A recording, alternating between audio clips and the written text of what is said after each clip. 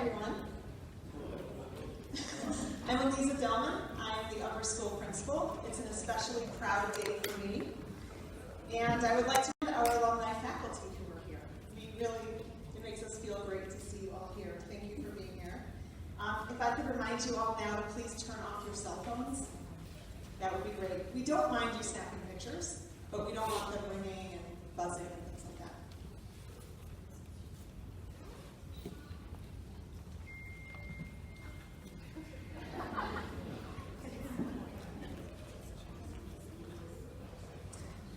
You all came to hear the students, not to hear me, but I do just want to let you know how much joy I get from hearing them speak, and I get to watch you listen to them speak.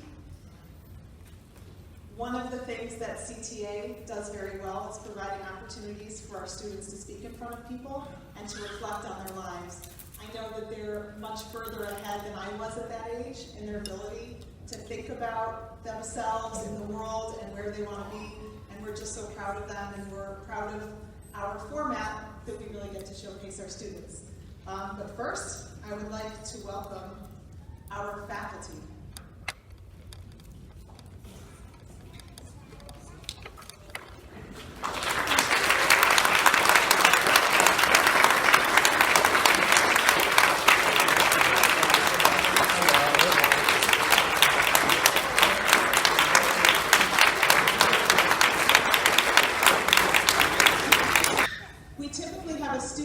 Play the piano for the processional, and this year that student is actually one of the graduates. So she will be playing the piano accompanying her classmates. So I would like to introduce Rachel Wolf.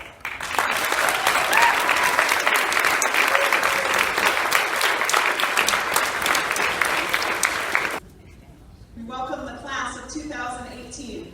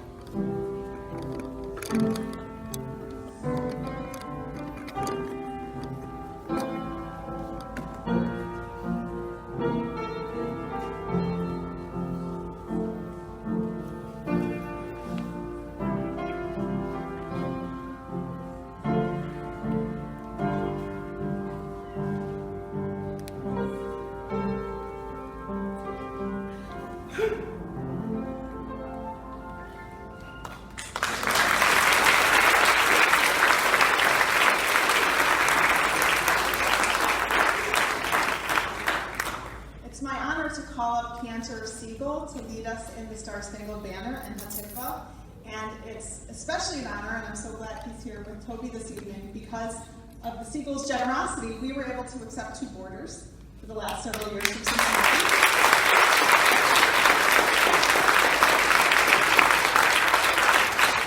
The school very deeply appreciates the commitment that the Seagulls still have for our school. Taco Tuesdays also.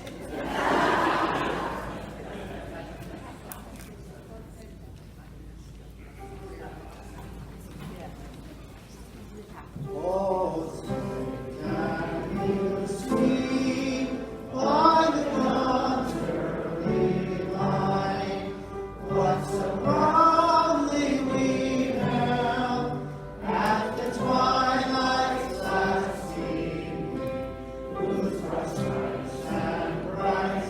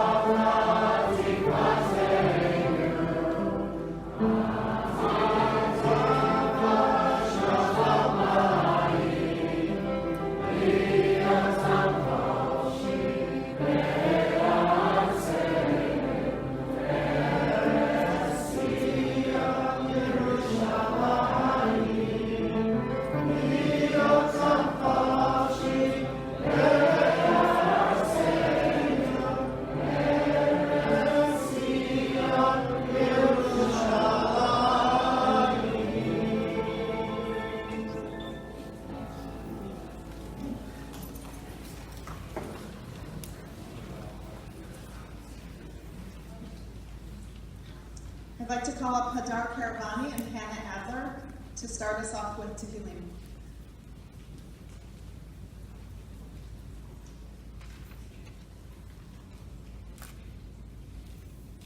שיר המעלות לדוד. הנה מה טוב ומה נעים, שבת אחים גם יחד. כשמן הטוב על הראש יורד, על הזקן זקן אהרון, שיורד על פי מידותיו. כתב חרמון שיורד על הרי ציון, כי שם ציווה אדוני את הברכה, חיים עד העולם. A Song of Ascents by David. Behold, how good and how pleasant is the dwelling of brothers, moreover in unity. Like the precious oil upon the head, running down upon the beard of Aaron, running down over his garments, so the dew of the Hermon descends upon the mountains of Zion. For there Hashem has commanded the blessing, may there be life forever.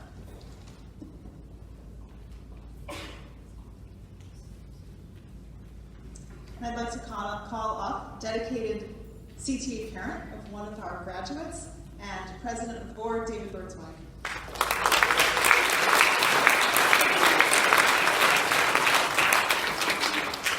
Thank you. On behalf of the Board of Trustees, I would like to wish a big mazel tov to our graduates and their families. I'm here today not just as a representative of the board, but as a proud parent of a graduate as well. An honor that I share with fellow board members Bob Wolf and Buddy Adler, whose daughters Rachel and Hannah are also graduating today. I feel compelled to share with you what a joy and privilege it has been to watch our children grow up together. From a recent Sunday afternoon, watching Solomon Weller on my lawnmower mowing my lawn in a most unpredictable manner. I believe he was really testing the limits of chaos theory. To the many occasions observing Avi Razan act stupefied as he tried to engage some of his more impulsive classmates with rational thought. To earlier memories of Danny Lane and Harry first meeting at the pool when they were toddlers. And back even further to a time, probably the last time, that Tamar Stasky was twice the size of Harry. During an infant massage class at the JCC. She was 5 months and he was 6 weeks. But by far, the biggest joy had been watching our children turn into young adults with amazing ego. Seeing how they treat others, the kindness and sensitivity that CTA kids so often display, makes Esther and I proud to be a CTA family. The Columbus Torah Academy is truly one of the things that make Columbus such a special place to live. I look forward to sharing many more Simchas together as our graduates continue to grow and succeed, building upon the amazing foundation that CTA has given them.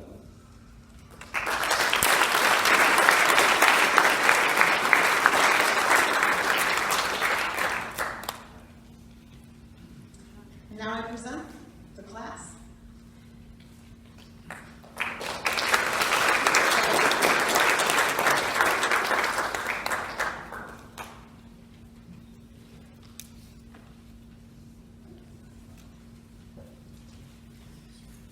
When you meet new people, it can be an absolutely frazzling experience. For most of my life, I've had a hard time making new friends at all and opening up to people. From an early age, I have always been shy. Before CTA, I lived in 2 schools. I did not have a happy experience while at those schools. When I started at CTA, I didn't know anyone at all, and I was kind of afraid that the same kind of experiences would happen again. Then, I stepped foot into CTA and met everyone in my class, and something amazing happened. Contrary to what I thought would happen, my classmates actually all accepted me. It was something which had never actually happened before with any school I'd ever attended. One time, with Benny, I was discussing computers, and even though I was obviously right that Linux was far superior to Windows, I made him kind of angry with my attitude. Judging from how everything has always been in my previous schools and how it went, I assumed that we wouldn't be friends anymore. But that was just my inner paranoia from previous years talking. We became friends despite our differences, and we are still great friends to this day. From all my years with my amazing classmates, I have learned how to open up to people and trust them. I've learned that most people truly just want the best for you and don't want to hurt you at all. Without all the help I received in CTA, I would have stayed sheltered and continued to keep to myself. I have everybody to thank for helping me along the way, but I want to give a special thanks to a few people. First of all, to my parents and family who kept helping me to push myself, even though it constantly felt as if I wouldn't be able to finish. Secondly, to the Siegels, who have been like a family to me for the past few years. I also want to give thanks to all the faculty and staff who pushed me to achieve greater things than I thought I was capable of. I want to give thanks to Solomon Weller for always being there for me and for being the best friend a person could ever ask for. And finally, to all my other graduates for always being there for me in my time of need. Thank you.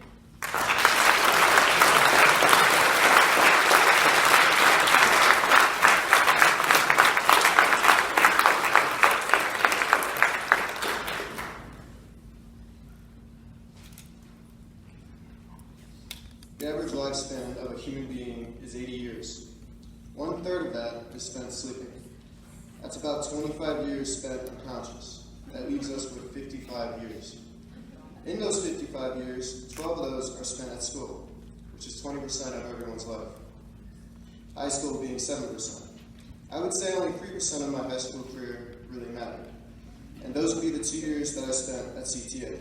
In those 2 years, I would have spent 12,912 hours in school. And each day, I would listen to the same annoying alarm that plays at 6:30 sharp for 30 seconds, which in a year adds up to 8,070 seconds. Only 2 hours out of the year. After I wake up from my alarm, I would get dressed, take a shower, and knock on Yontam's door to try to get him up. I gave up after a couple weeks. After this routine, I would sit on the couch in the living room waiting for the Bexy beep, which would arrive at 7:20 a.m. It would then take me to school at 7:45. Once we arrived, diving would start at 7:30, with it ending at 8:15. We arrived at 7:45, 15 minutes late for diving. After morning prayers, my day would start with me in study hall, talking to Eli Burnsway instead of studying. If I had studied during this period, I would have studied for 201 hours. I would spend the rest of my day in several different classes, my last period being another study hall. This one I actually did study in and did my homework that I got during the following day. Well, maybe half of all those 9 periods were spent doing homework. The other half was spent watching movies in a film class that I wasn't in.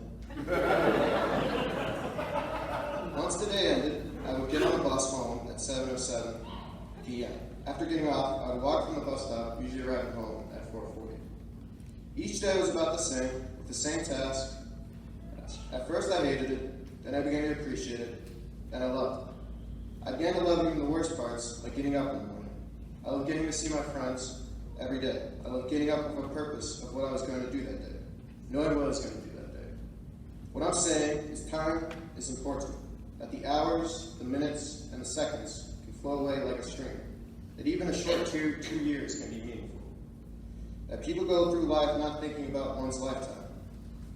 So I made this speech to remember the days spent here, all the moments spent at the Siegel's house, the moments spent at school, and the moments with friends. Every hour, every minute, and every single second.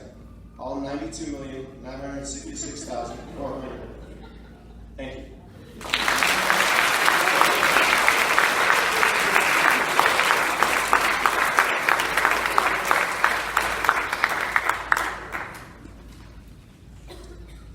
In 5th grade, I followed my parents, who were teachers from Charleston, South Carolina, to Columbus.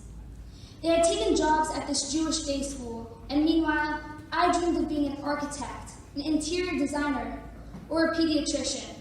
I definitely wasn't going to follow my parents any more than I already had. I was going to do something that made a lot of money, and if I didn't, I would just marry rich. I saw being a teacher as a genetic disorder. My grandmother was a carrier of this gene. My dad had seen symptoms at a very young age, around 10 or 11. My mom had seen symptoms in her late teens as well. Then my brother started seeing symptoms in his late teens. My other 2 brothers haven't seen any symptoms. I hoped it was a firstborn genetic disorder. But apparently, genetics don't work like that. When I was 15, I was sure I was fine, and the genetic disorder skipped me as well. But earlier this year, I began showing symptoms. I started testing everyone. I taught my friends difficult concepts. I started to enjoy learning. Then I started seeing severe symptoms. Like telling people to stop talking while I'm trying to speak, and doing teacherly-like things, like saying, like stopping. When someone interrupts you, you either stop and hope they realize they interrupted you, or you drop one of those lines like, "I'll wait." That's when it became obvious, not only to me, but to those around me, that I was a carrier of this gene, being a teacher. This year it hit me. I realized that being a teacher was in me. It was a genetic code. It was in my genetic code. I realized that I wanted to teach and inspire others, just like my teachers did to me.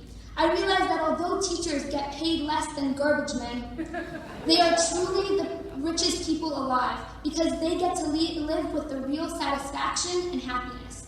I realized that you learn most from those you teach, and I always want to keep learning.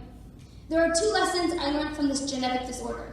1, nature is nature, and you can't do anything about it. 2, teachers are undervalued. I hope to take the lessons I've learned from the greatest teachers here. Mrs. Morris and Mrs. Zuckerman, thank you for teaching me so many important life lessons and truly making me love my Jewish identity.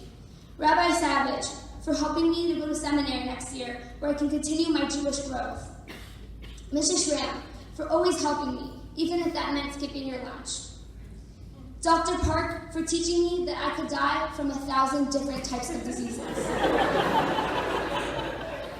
Mr. Prey, for never giving up on me, even when I was a real pain.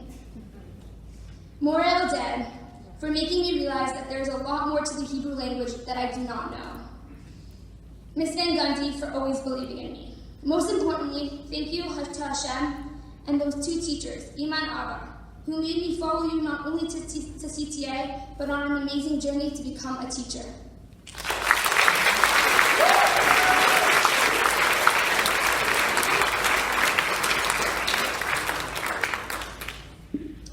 Standing on the stage with you all in front of me and my classmates sitting behind me feels like 4 years ago when I graduated 8th grade.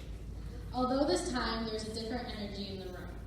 There's a special level of excitement and eagerness of the future of our lives that didn't exist the last time my class and I graduated.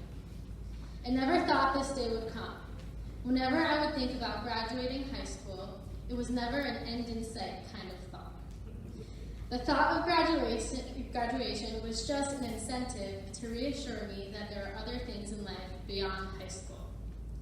I've been attending Columbus Torah Academy for 13 years, and to think I won't be here next year is almost unimaginable.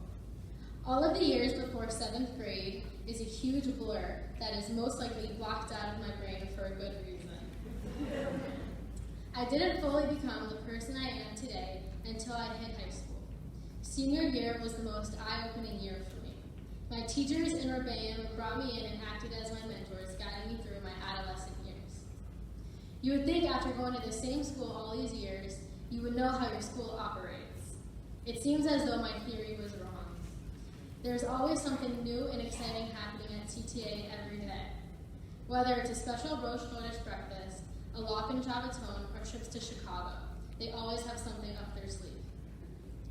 My class and I just got back from our senior trip to Hocking Hills. We went boating together, while the boys were fishing for 3 hours, while the girls tried to tan in the sun. We all sat together by the campfire while making s'mores and roasting marshmallows. On our last day, it was hard to leave our gorgeous house with a pool and hot tub. As I looked around everyone when we were packing up to leave, Miss V asked me if I could wash the dishes in the sink and then dry them. I looked down at my fresh manicure, sighed, and decided it wouldn't be a good idea. In the corner of my eye, I saw Hannah come around and say, "Miss V, I'll wash the dishes." My eyes almost filled with happy tears, knowing that even though her foot was hurting, Hannah still took one for the team, all 10 of them. Although senior trip was only 3 days long, our class reached a new level of closeness that we hadn't achieved yet over these 13 years together. Only then did I realize how much I will miss this class, and that's what makes it so much harder to say goodbye. I've been fortunate enough to grow up with my classmates who are most amazing, humble, and respectful group of people. The thought of leaving CTA is bittersweet, more sweet than bitter actually. Sometimes it's good to go outside your comfort zone and take a step into the real world. Thank you to my amazing family and friends for supporting me all these years and always pushing me to do my best, and most importantly, to never accept anything less than the best.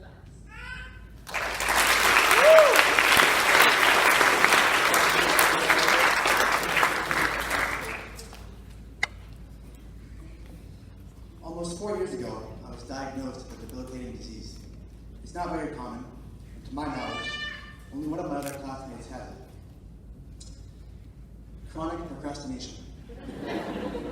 No matter how hard I try to meet a deadline and try to get the work done, Mr. Guinan's essays, Kramer's equations, and Dr. Park's projects get pushed off farther and farther until the deadline is just a dot on the horizon.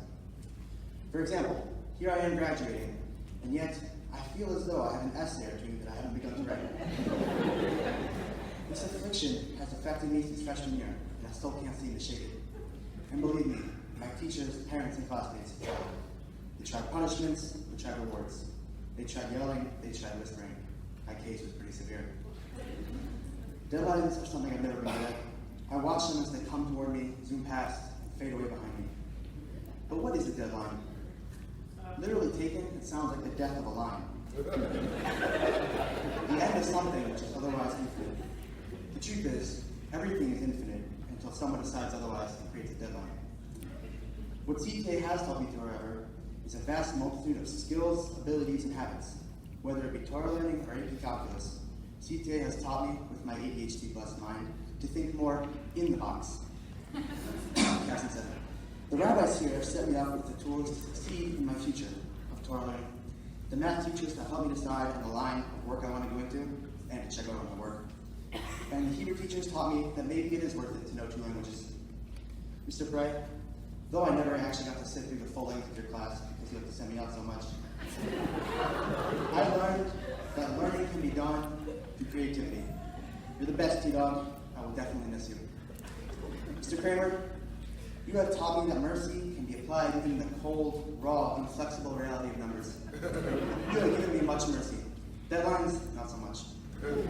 Rabbi Weitz, you are the best singer ever.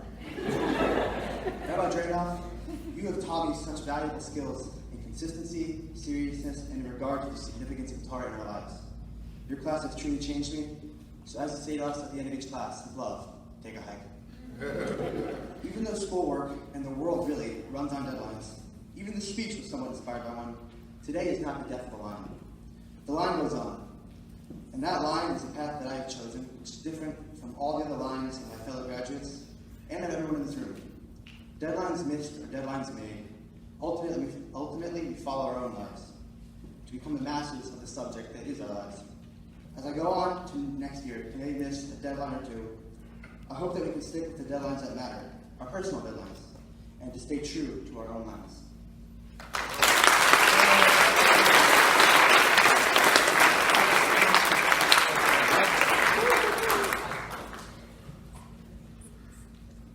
It was Thursday evening in the library with Mr. Prey. The time was 5:42, so he and I were the only ones left. I had amassed an army of indestructible horses, but Mr. Prey had been doing the same with his zombies. Both of us were hanging on to our last thread of life. One more strike, and either one of us would be gobbling fire. The tension in the air was palpable. When it came my turn to attack, I counted Mr. Prey's troops to see if they could block my whole army. Sure enough, he was short one zombie. With a swift command, my horses charged and delivered the lethal blow to Mr. Prey. I won. I ascended to a higher plane of existence. So then we scooped up our cardboard and went to pick me up. What I described was in fact not an all-out war between Mr. Prey and I, but a fantasy card game called Magic the Gathering. While many of you might come to see such games as fake or fantasy, I see them as real as my own existence. I love games. Among those I play, my favorite is the RPG, and no, I don't mean rocket-propelled grenade. It stands for role-playing game. The genre embraces storytelling and uses gameplay not as a selling point, but as a means to immerse the player in a new world. Their stories are like that of film and literature to crawl. From the moment my dungeon master begins the recap of last week's adventures, I'm in another world. I am no longer Benny McKeas, high school senior who has an AP exam this Monday, but Sorwell Catano, a nomadic bard skilled with the bagpipes and ready to inspire my teammates in their effort to take down the Goblin King. There's something enchanting about becoming someone else. Sometimes when I get into my character, I forget Benny McKeas even exists. All of a sudden, all of my biased opinions and preconceived notions are melted away and replaced with those of someone with a different field of vision and set of experiences. I played characters whose personalities differed from my own. I hold fond memories of being Robert Bloodwearer, a barbarian folk hero. I've been Flannery Validorn, a sorceress who flaunts her flashy and colorful outfits and is addicted to gambling. Before D&D, I never thought myself to be a socially vibrant person, but rather a reserved wallflower. It is thanks to my outgoing characters that I learned to be more confident in myself. I still find myself to be more reserved than others, but D&D equipped me with a new mask.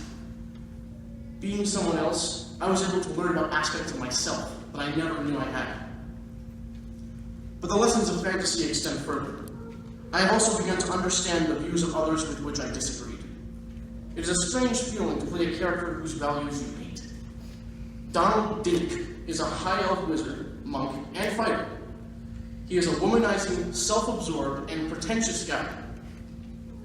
Believe it or not, I found it difficult to relate to him. It was thanks to the game that I was able to walk around in his shoes and understand him. All of a sudden, I began to better understand people with whom I disagreed. Perhaps more than ever, it is important that we find ways to understand and relate to those with different points of view. It was the game that taught me such a skill. We can learn plenty from the Torah, AP chemistry, and literature, but we can go one step further with a game. With games, our imaginations are inspired, we are encouraged to solve problems creatively, and the possibilities that our feeble minds are able to comprehend expand.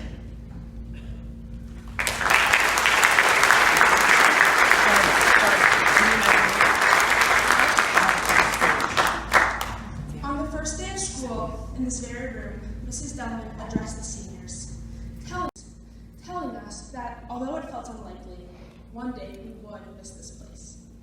I have thought about this almost every day of my senior year, not because I doubt its truth, but rather because the idea of leaving CTA, venturing out into the world, seemed a completely foreign idea. CTA has been my home for the past 13 years. It has been a place of happiness, love, and at times sadness. I grew up in these buildings, and now to leave is both relieving and heartbreaking. At times this year, the idea of graduating and moving on has felt overwhelming, too much for me to handle. There have been times when I have doubted my readiness to venture outside the cocoon of 181 New Bixby Road. But despite my trepidation, I know I am ready. I am ready to clean out my locker, return my textbooks, and walk through these halls as a student for the last time. I have gained the tools and confidence I need to go out into the real world and stake my claim. I am prepared for this moment to walk across this stage for the last time and out the double doors into my life. Although it sounds cliche, I know I will take everything that I have learned these past 13 years with me to college and beyond. I have learned countless lessons these past 13 years. I have learned to never wait to the last minute to start an assignment, to always read the instructions, and most importantly, no basketballs in the hallway. But I've also learned how to love, accept, and appreciate those who are different than me. I have learned to never underestimate someone, most of all, never to judge a book by its cover. Lessons I know I will carry with me forever. What I know I will miss most are my friends. The 10 people behind me have not only been a group to laugh with, cry with, learn with, but a group of inspiration with whom I've gone through some of life's biggest challenges. Their intelligence, perseverance, and ability to always make me laugh are attributes I hope I will never take for granted. They truly are my sunrise on the darkest days. Without them, I am a lesser person, and I will never cease to be grateful for their friendship. While there are many tangible things to have come out of my years here, such as this diploma, the things I value cannot be seen or touched, and oftentimes they are hard to feel. That is appreciation. Appreciation of the moment, of the place, and of the people. Appreciation to HaKadosh Baruch Hu for allowing me to live such a blessed life, surrounded by people who make even the hardest days better. Appreciation for all of the teachers who have allowed me to be unapologetically myself, for letting me into their homes and for helping shape me into the person I am today. What I am most thankful for are the people who have put up with me every single day for the past 18 years, who have seen me through every phase, every success, and at times, every failure. How could I walk on stage today without giving my most heartfelt thanks to the three people who fill the most room in my heart? First, to my brother Fred. It is rare that people have the opportunity to meet their heroes. It is even more rare to be blessed enough to be related to them. Fred, your work ethic, your drive, and your sense of humor inspire me and make me laugh every day. For the past 18 years, I have both figuratively and literally looked up to you, and all I can say is I'm so lucky to be your little sister.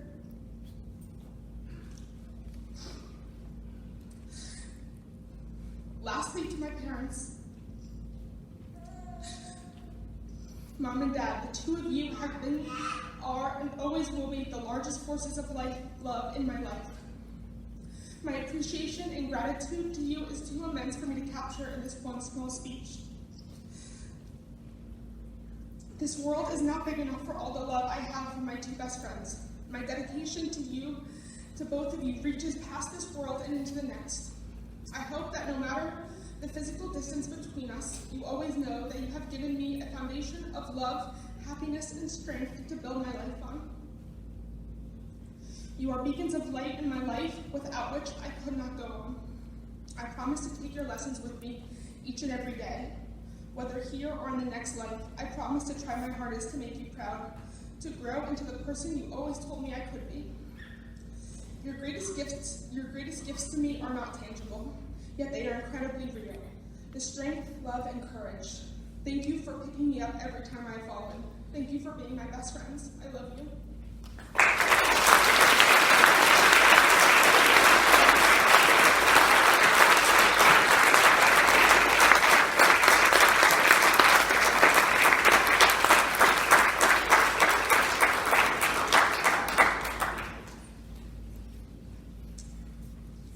I was thinking about my graduation speech, and I felt that there was no better way for me to articulate my emotions than by way of musical expression.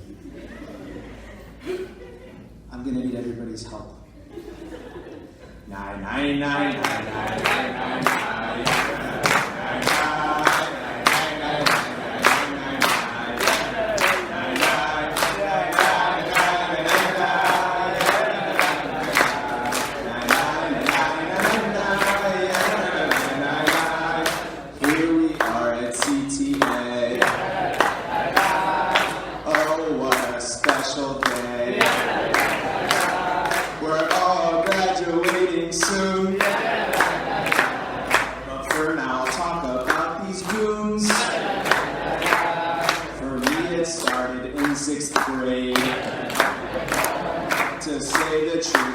Was not made,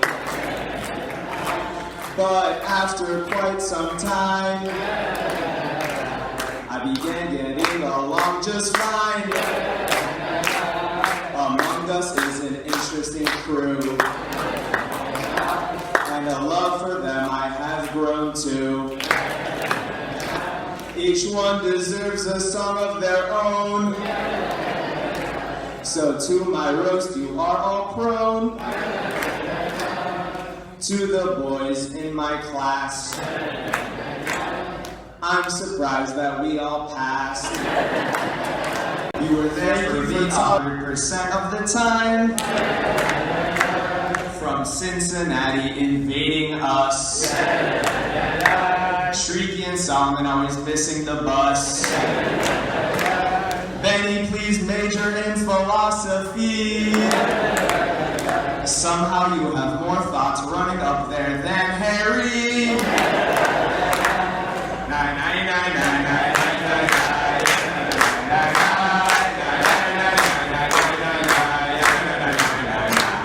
Frankly, the girls were quite a pain as well. Talking nonstop until the end of school bell. Y'all have such a critical eye. Except for when it comes to any other guy. From the teachers I have learned very much. And down the hallways I did crutch. They taught, inspired, and motivated too. No joke here, there is much honor due. Rabbi Dranoff and Mrs. Dauman. Though I think I won't, I'll probably miss them. Guiding me through high school step by step. Thank goodness I got that post-high school prep. Mr. Bray has been there all along. A fun, interactive class, plus his hair is so long. If there's one thing he taught me is to not digress. Actually kidding, just how to dress. In all seriousness, thank you to everyone. It has been loads of fun. Could not have done it without your help. You all gave me a little faith in myself. Thank you all for helping me get here. Each person deserves joy and cheer. 4 more years plus yeshiva too. YU class 2022.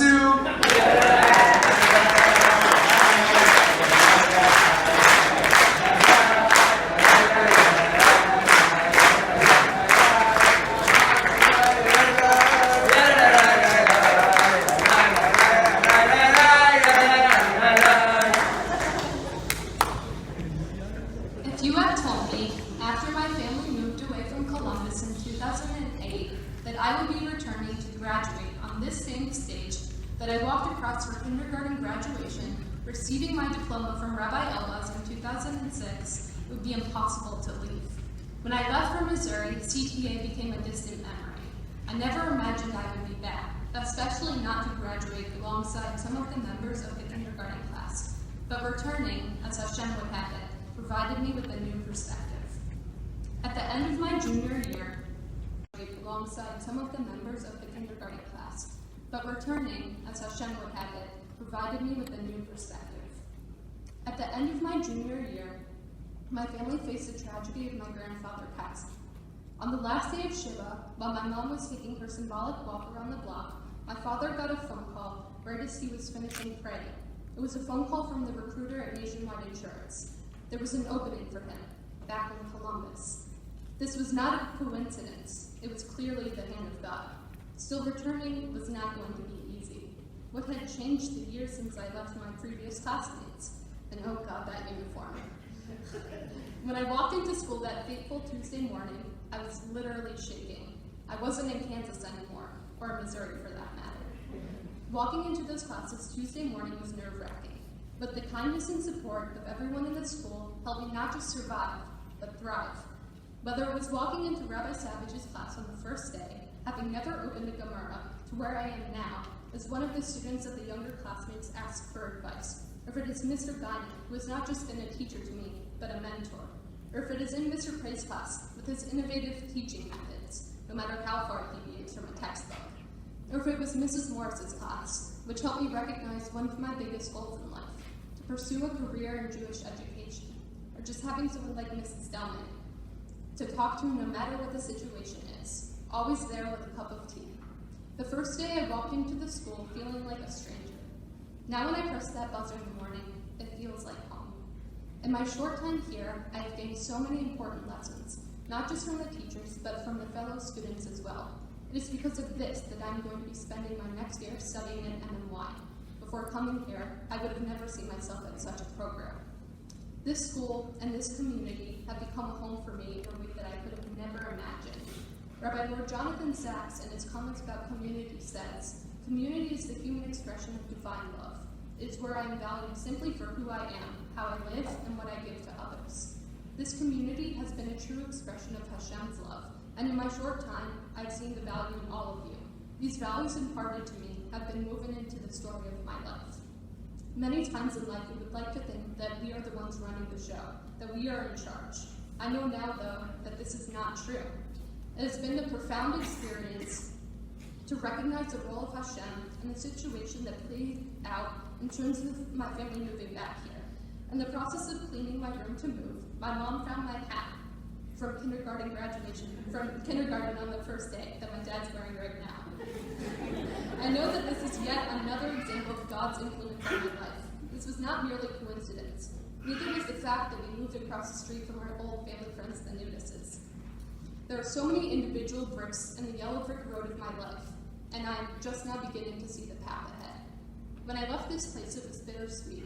I was leaving everything I had ever known. Throughout this difficult process, there are so many people who have taught me tremendous lessons, in and outside the classroom. I'm so grateful for the amazing people in this town and in this school especially. This community, along with my family and Hashem, will help me through whatever situations may occur wherever life takes me.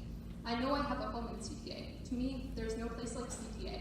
There's no place like CTA. There's no place like CTA.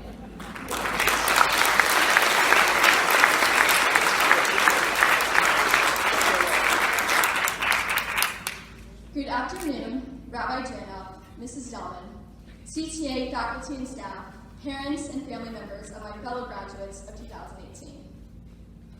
Ever since I was a young girl, I wanted to be like my older brother, Josh. When Josh first learned how to ride a bike, I wanted to forget the training wheels and hop on a bicycle just like his. When Josh first began to attend preschool, I would cry every day in the back seat of my mother's car as we dropped him off, begging her to let me join him. This pattern, without the crying of course, continued even as we grew older. When Josh was bar mitzvahed, I wanted to become bat mitzvahed right away. When Josh got his driver's license, I was determined to get mine as soon as possible. With Josh being the oldest, I always looked up to him as a leader and strived to follow his ways. This scenario played out when it came to choosing schools as well. When Josh decided to attend CTA, I wanted so badly to join the ranks of junior high in the upper school. Josh and I have always been the best of friends, and I cannot imagine attending a school without him. Now, as I look back, I'm so grateful that I've had such an amazing role model, like Josh as an older brother, and I'm so thankful that he decided to attend Columbus Torah Academy. While Josh may have been the main reason that brought me to this wonderful school, over time, I found my own reasons for staying. That is, I soon learned that I could find my place, not by following, but rather by leading. And I can honestly say that I could not have imagined myself anywhere else. I believe that a great leader is first a great follower. After all, this is how most of our greatest leaders got their start. For example, another famous Joshua followed Moses for more than 40 years in the desert before he led the children of Israel into the promised land, proving that the most effective leaders spend their formative years learning, following, and mastering the ways of those who have gone before them. Great leaders who have been good followers also understand how to work with others and bring out the best in them. These special skills are present here at CTA under the leadership and guidance of my teachers who have shaped me into being the student and person I am today. From spending countless hours after school with Mr. Kramer, discussing math concepts and talking about Bella chasing after squirrels, to learning how to become a true writer and watching classic films such as Rear Window and Take the Money and Run with Mr. Guinan, to conducting intriguing labs in Mrs. Rosenbaum's AP Chemistry class, to discussing the Israeli-Palestinian conflict with Rabbi Savage outside of the amphitheater. My teachers, from both past and present, have instilled upon me concepts and values that I will remember for the rest of my life. I'm going to miss the casual chats that I shared with Mrs. Delman during my daily study hall, and with Lisa every morning when I walked through the front doors to sign in. I'm going to miss listening to Norma give the morning announcements on the loudspeaker every day at 10 a.m. sharp. I am also going to miss Rabbi White's calling me the Rach every time we ran into each other in the hallway. Most importantly, I'm going to miss having lunch with my dad every Thursday when Mrs. Tannenbaum made sloppy joes or meatball subs. I also want to mention just how much it meant to me today to have the honor of playing the piano at my own graduation. Despite some wardrobe changes and the questionable tune quality of the instrument, what a great way to end my senior year. Of course, I cannot continue this speech without mentioning the family members who have taught me through example how leadership can only be developed by following others. To my mother and father, thank you for raising me with the values that have made me into the person I am today. Thank you for instilling within me a strong passion for kindness, generosity, and empathy for others, and for always encouraging me to pursue my dreams. This triumph today is yours as it is mine. Mom, thank you for showing me what a strong, caring woman looks like, and for passing on your belief that everything happens for a reason. Thank you for sharing your love of life, sense of humor, and the ability to befriend a stranger. I will always remember the values you've taught me since I was a young girl. Dad, you've taught me what I am capable of accomplishing and have given me the support that I needed to reach my goals. Thank you for showing me what hard work looks like. I hope that one day I can become as great of a doctor as you are, even though it may be 15 years from now. Josh, as I look back at the past 7 years that I've been a part of the CTA community, I realize the important role that you've played in my happiness and success here. You were the leader that always went out of their way to help others, and you put your heart and soul into everything you did. While I begin my journey to becoming a doctor at Case Western, I will always continue to look up to you.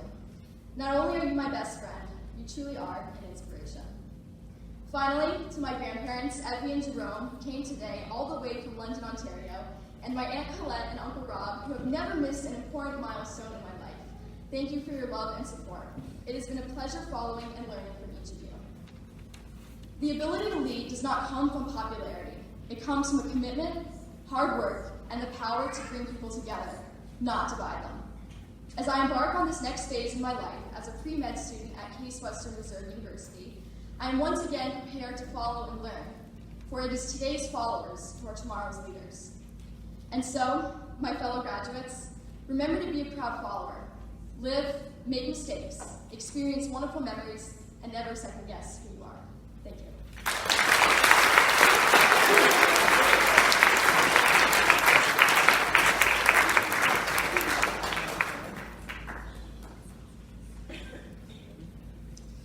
As a child, I hated reading. I knew the basics, but to be honest, I was quite terrible at it. My first school did nothing to help me improve. When I came to CTA in second grade, they quickly realized my literary skills were similar to those of a preschooler, and I was immediately taken into the Learning Center for reading. Over the course of that year, they made me read and read and read and read every time I stepped into the small room off the old library. I had to sit at a table and read words, sentences, even paragraphs aloud to my tutor. When I got to short stories or essays, pages long at times, she would instead have me read silently, then answer questions to ensure I wasn't faking it. By the end of that year, I was declared to be at a 4th grade reading level. Perhaps the greatest moment in my life was the summer after 2nd grade, the first time my mom brought me to the library in order to pick out a chapter book. When I brought it home, cracked it open, and vanished from the world until dinner. With my newfound talent for reading, what would once have been an exercise in tediousness, a forced slog through a muddy field of large black ink across an otherwise pristine landscape, sounding out words so slowly that I could hardly understand what they meant, had become an adventure, a portal into another world and another life far different from my own. When I came back to school in 3rd grade after summer break, I could scarcely be seen without a book in front of my face. Over the years, my skill and speed and overall time spent reading have all increased exponentially. My average rate is approximately 1 400-page book per day, give or take. Reading is, honestly speaking, my addiction. I suppose it was inevitable then that I would find myself writing books of my own. Short stories, poems, even novels, I often write for hours on end, whatever material moves through my head at the moment.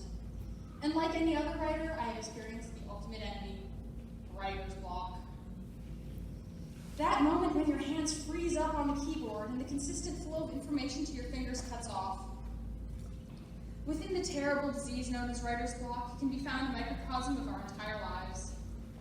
Sometimes you reach the end of the part of the story you had planned out and just want to stop, take a break, try writing something else, anything to escape from this gaping blank spot in your story that you have no idea how to fill.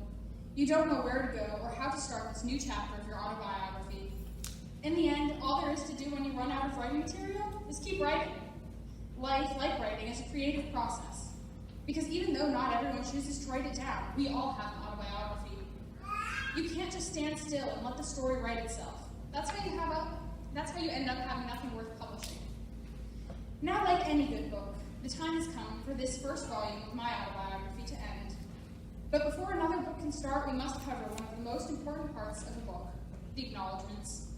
And like any book, there are so many people without whom this one could never have been written. Thank you to my teachers for putting up with me and the books that travel with me everywhere, including your classes. Thank you to my Uncle Jonathan for being my introduction to Judaism and for walking me to shul every Shabbos for the first 10 years of my life. Most of all, thank you to my mom, who switched me to CTA when she saw how bad the teaching system was at my old school, and whose blueprint is probably still on the seat of my jeans from all the years she had to keep it there to make me do my schoolwork. Love you. Now, normally, this would be the part where the author thanks all the people who read their book for making all of this possible.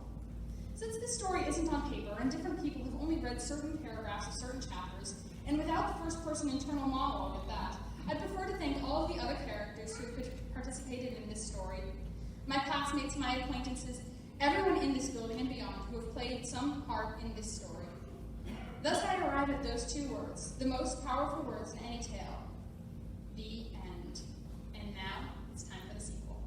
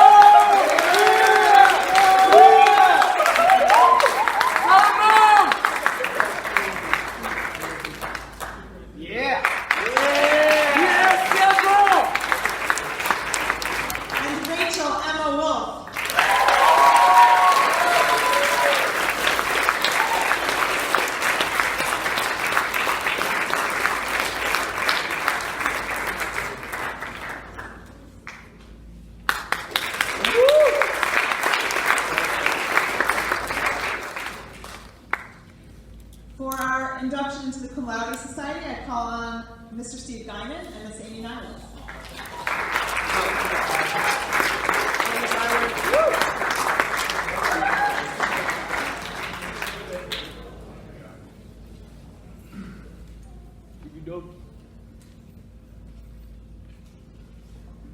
Good to see everybody.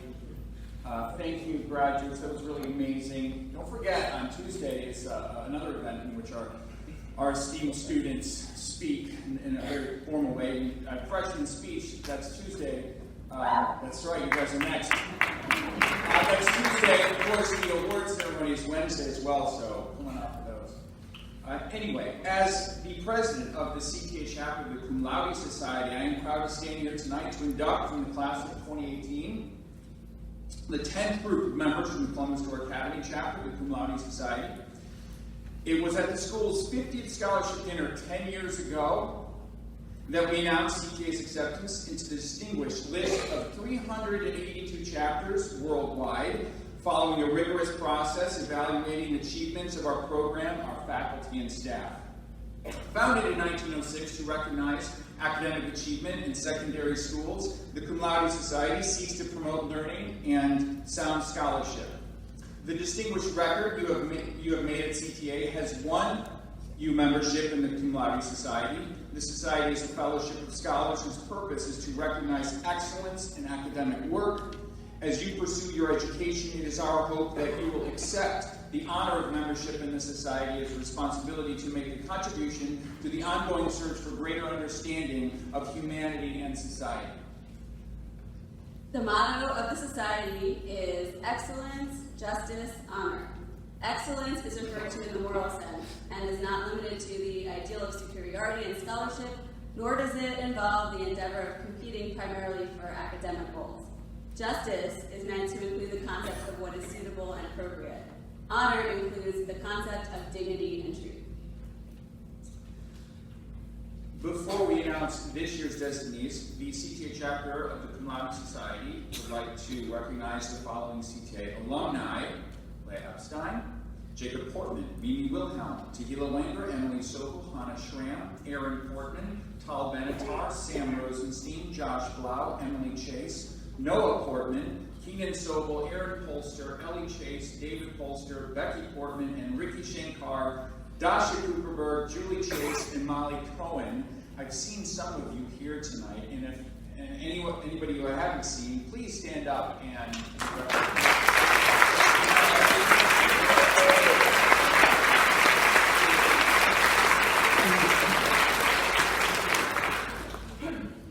I was inducted into the Cum Laude Society in 1998, exactly 20 years ago.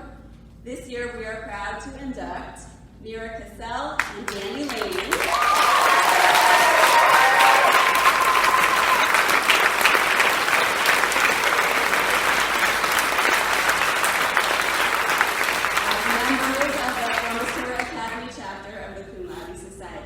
In testimony of your admission to the Cum Laude Society by the authority of the Society duly granted, we now present to you these certificates and membership pins. We'd like to invite you both to come up to receive those.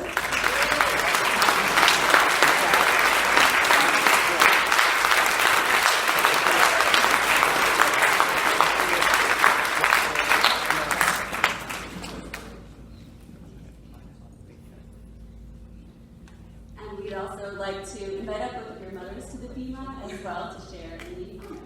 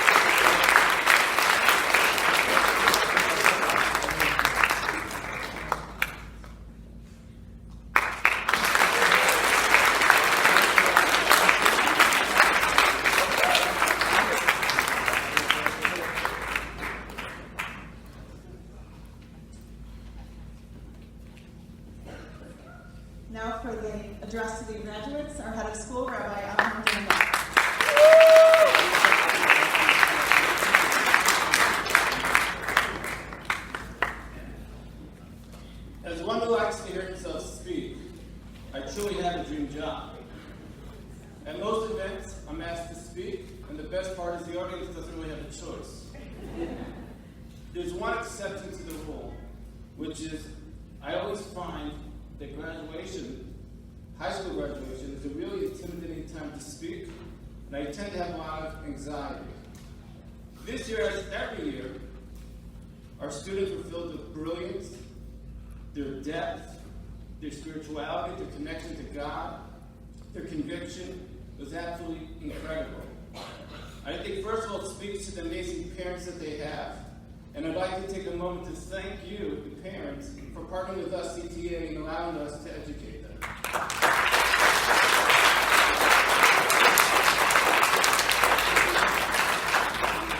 It also speaks to the amazing staff and faculty that we have here. And I'd like to take a moment to acknowledge our amazing teachers who truly have done an incredible job with our students.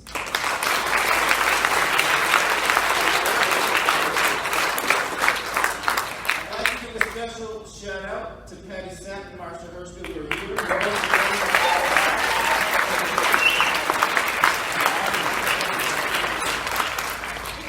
I have a really special connection to this graduating class. 6 years ago when I started to teach at CTA, they were my very first 7th grade class. And we've experienced and grown together as a team. And I'd like to share a message today from the Torah portion we read yesterday by Lotha, which is actually the very same Torah portion that we learned together 7 years ago. Toward the end of the Parsha, the Torah tells us about how Aaron and Miriam started to talk negatively about Moshe Rabbeinu. For 2 verses, for 2 psukim, the Torah describes it. And then the third passage, the Torah tells us that Moshe was the most humble person to ever live. And the Mepharshim, the commentators ask, what is the Torah conveying? What's the message here by letting us know that Moshe was the most humble person?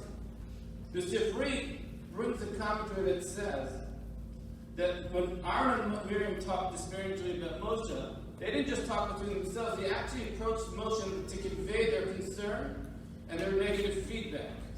And the Sifri tells us that Moshe in his humility remained silent, he didn't say anything.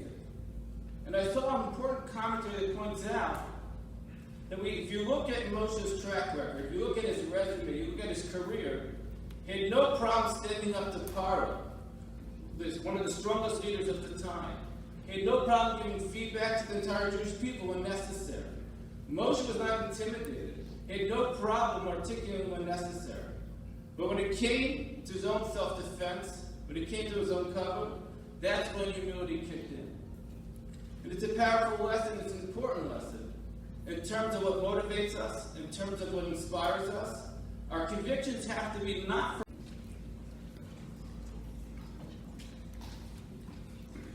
Hallelujah, hallelujah, al bikadsho, hallelujah, b'rikyaduzo, hallelujah, b'virotav, hallelujah, kirov gudlo, hallelujah, b'tek shofar, hallelujah, b'nevel v'chinor, hallelujah, b'tov u'machol, hallelujah, b'minim v'ugav, hallelujah, b'tzotzolei shama, hallelujah, b'tzotzolei teruah, kol haneshama, hallelujah, hallelujah.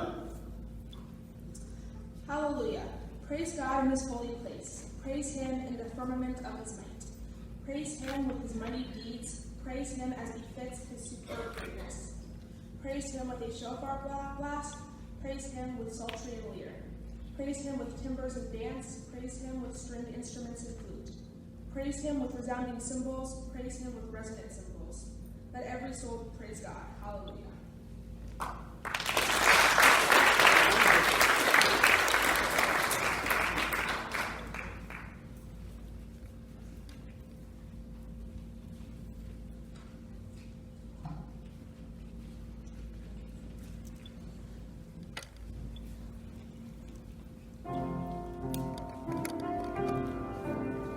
Present the class of 2018.